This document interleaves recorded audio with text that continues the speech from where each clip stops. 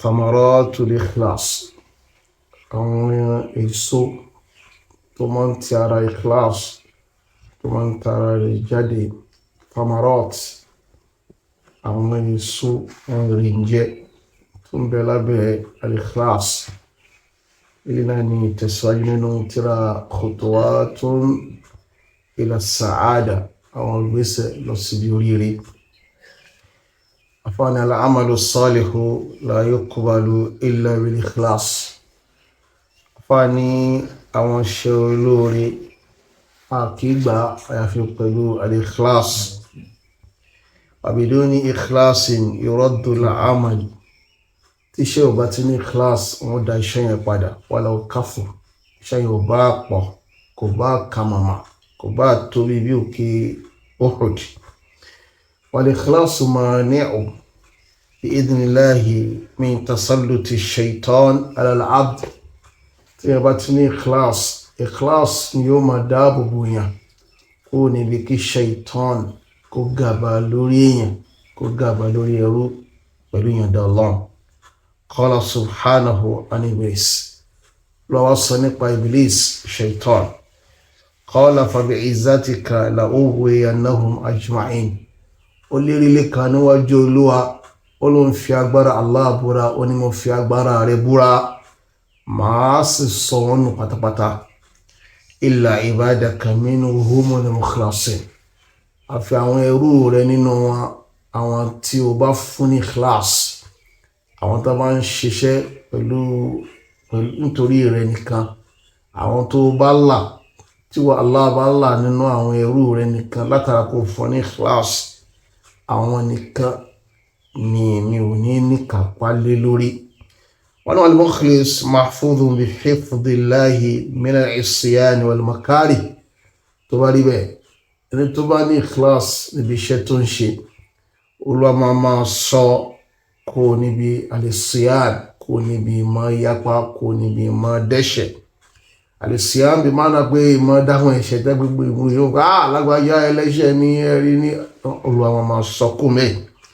Wal makarih, àtàwọn nǹkan tí ó dá, àwọn wà burúkú, Olúwa yóò máa sọ kó mẹ́.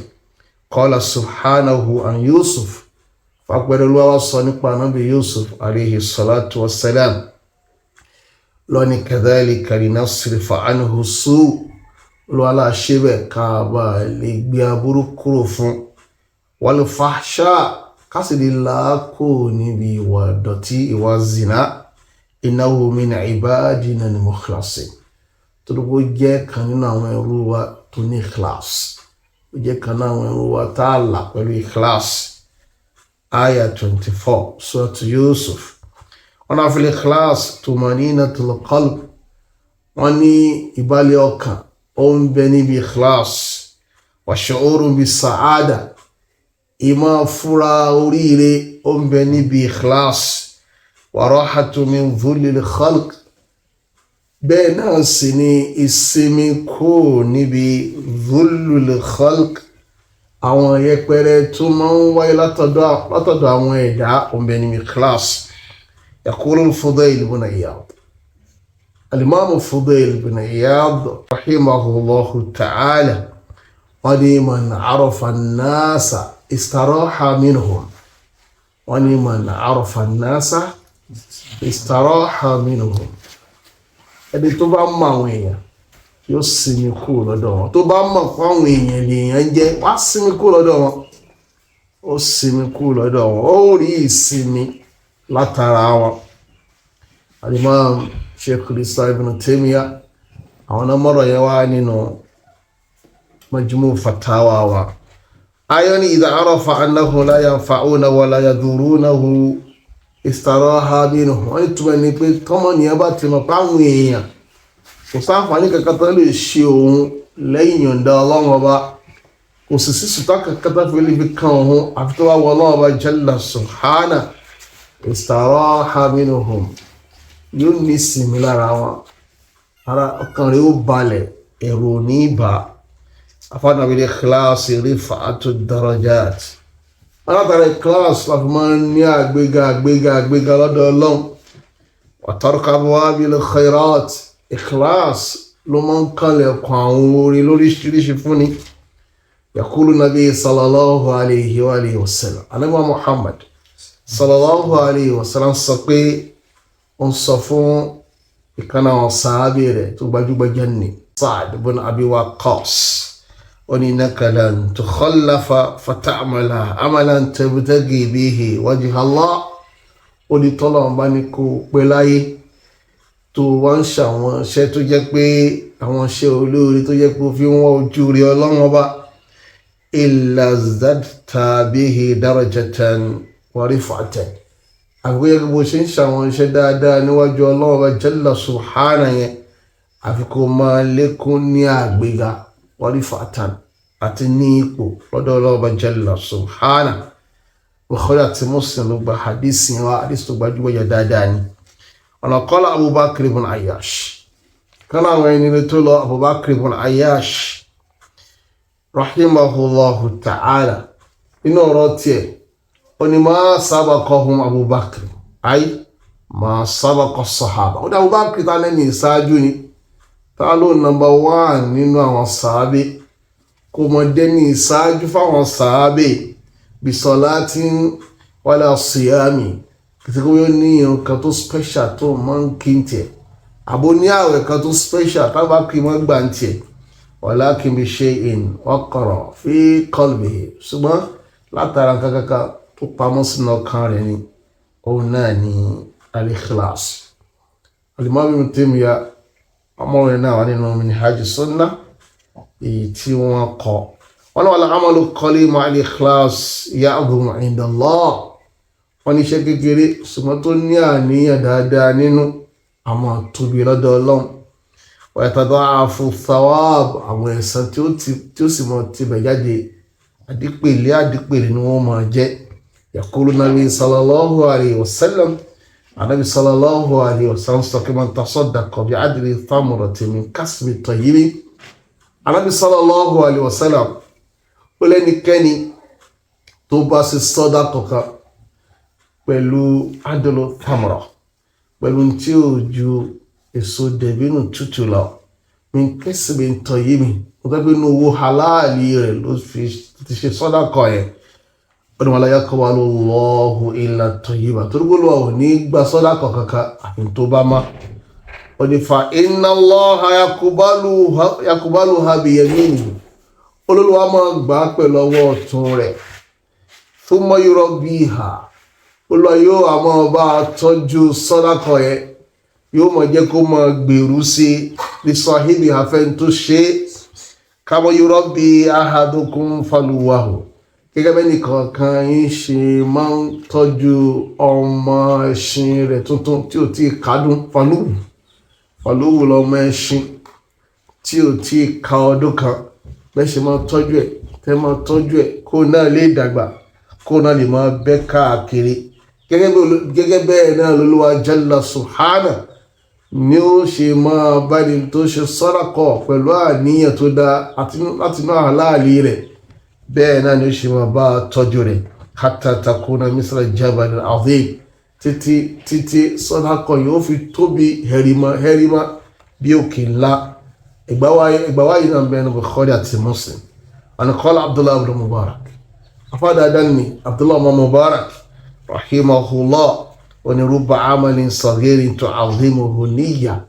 Ó ní mélòó iṣẹ́ kékeré tó jẹ́ pé àníyàn dáadáa yóò sọ di ńlá lọ́dọ̀ Ọlọ́run. Wa rubba amalin kabirin tusaghiruhu niyya. Mélòó sì ní iṣẹ́ tí ó tóbi hẹ́rìmá, ṣùgbọ́n táníyàn tí ò dá téèyàn fi ṣe tí ó sọ di kékeré níwájú Ọlọ́run jalla subhanahu wa ta'ala.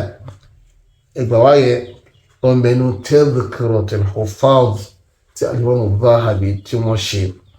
Wa qala Ibn Kathir, al-Imam Ibn Kathir rahimahullah fi qawlihi ta'ala, wa tansalaye aya ọ̀rọ̀ Ọlọ́run ọba tó ní wallahu yudha'ifu liman yasha wallahu wasi'un alim.